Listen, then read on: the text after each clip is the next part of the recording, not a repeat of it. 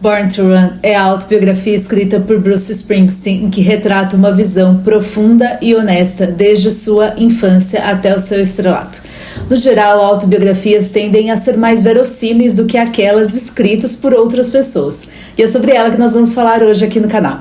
Se você gosta desse tipo de conteúdo, já aproveita e se inscreve e também me acompanha no Instagram, o link está na descrição do vídeo.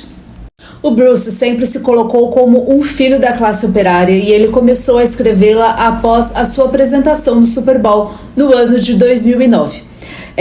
Na autobiografia nós podemos ver toda a nova Jessie da infância do Bruce, retratando toda a sua família. Ele conta que sempre foi muito mimado pela avó. Ele também fala sobre o seu relacionamento difícil com seu pai, que melhorou com a maturidade, mas ele também ressalta que ele não foi justo na maneira como o retratou em suas canções. Quando ele tinha 15 anos, ele viu uma apresentação do Elvis na televisão e comprou a sua primeira guitarra. Nisso ele fez o circuito tocando em várias cidades com essas bandas colegiais, até que nos anos 60 ele começou a tocar regularmente com a intitulada The Bruce Springsteen Band. Sabia que não era um cantor por excelência e por causa disso ele investiu muito na E Street Band e também chamou toda a responsabilidade para si. Ele queria ter liberdade nas próprias escolhas e na biografia ele ressalta que essa foi uma de suas decisões mais inteligentes. Nas palavras dele, ele conta que criou uma ditadura benevolente e esclarecida. Bruce conheceu o empresário Mike Apple, que conseguiu uma audição para ele com o produtor executivo da Columbia Records. Ele assinou um contrato com a Columbia após o produtor ouvir as canções lançadas no álbum de estreia. Em 1973, não houve um grande sucesso comercial, mas chamou muita atenção da crítica porque o Bruce foi muito comparado ao Bob Dylan. Após o lançamento de Sgt. Pepper's dos Beatles, as regras de lançamento de álbuns mudaram. E o Bruce teve que lançar um outro álbum naquele mesmo ano que não teve o retorno que a gravadora esperava. Mas ele continuava sendo uma sensação, tocando noite após noite em clubes ao vivo. Bruce ainda tinha um álbum garantido por contrato e ele apostou todas as suas cartas nele. Ele sabia que teria que escrever algo épico e extraordinário que nunca tivesse sido ouvido antes. E ele escreveu a primeira canção para este álbum. Intitulava-se Born to Run. Bruce se considera um filho dos Estados Unidos da era Vietnã, dos assassinatos de Malcolm X, Martin Luther King e John Kennedy, e que o país havia perdido a sua inocência. Ele escreve Born to Run para retratar a falência do sonho americano. Depois da década de 30, propagou-se a ideia que qualquer pessoa pudesse alcançar o sucesso em solo americano, independente de crença, raça, origem social, com trabalho duro e dedicação, todos poderiam vencer na vida na América. Em 1975, Bruce lança Born to Run, o que o eleva à categoria de astro de primeira grandeza.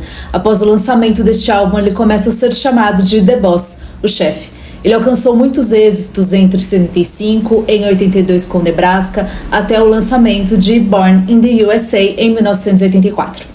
Ele define Born in the USA como um blues de soldado americano e como a declaração de algo que jamais poderia lhe ser negado, o seu lugar de nascimento. E que com o seu lugar de nascimento vem todo o direito a sangue, confusão e graça. E que nós recebemos o direito de reclamar e moldar o nosso pedaço de terra. Ele define Born in the USA como uma de suas canções mais grandiosas e mais incompreendidas. E pelo mesmo álbum, ele ganhou um Grammy com a canção Dance in the Dark. Em 1994, ele recebeu um telefonema de Jonathan Demme que queria que ele escrevesse uma canção de rock para a abertura de um filme que ele estava fazendo. O filme era Filadélfia, que conta a história de um homossexual que lutava contra a AIDS e ao mesmo tempo queria manter-se no cargo de uma prestigiosa firma de advocacia. Bruce disse que não conseguiu escrever uma canção de rock porque brincou com os sintetizadores e conseguiu encaixar exatamente as palavras que queria dizer naquele momento. Streets of Philadelphia foi um sucesso no top 10 por conta do filme, mas também por conta do tema que ele abordava e que era importante que os Estados Unidos soubessem como que eles tratavam os filhos e filhas da nação que lutavam contra a AIDS. E que o filme de Jonathan apareceu no momento preciso e que ele ganhou um Oscar por ela. Em 1995, ele conta que ligou para E Street Band porque já fazia 10 anos que eles não tocavam juntos e que ele estava mais uma vez desorientado e que já não sabia o que tinha a oferecer ao seu público e que por conta disso eles acabaram gravando um álbum de Greatest Hits. Na autobiografia, ele também conta toda a história do processo de escrita das suas canções. Para quem é fã, é bem interessante de ler como foi feito o arranjo de cada álbum, como ele lidou com a morte do amigo e saxofonista Clarence e a sua luta constante contra a depressão. Por isso que após o domingo do Super Bowl, ele decide libertar-se das influências negativas e compreender a sua própria história através da sua própria escrita. Ele delimita muito bem tanto seus dias de luta quanto seus dias de glória.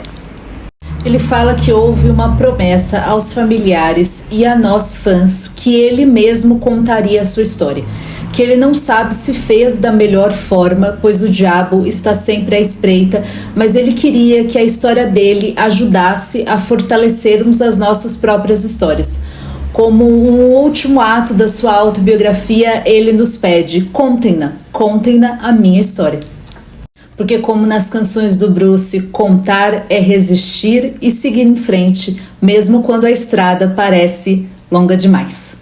Bom, eu fiz a minha parte. Agora você me conta nos comentários qual a sua canção favorita do Bruce. E você já sabe, se quiser saber sobre outras histórias biográficas, já pode se inscrever no canal, curtir e compartilhar. Obrigada e até o próximo vídeo.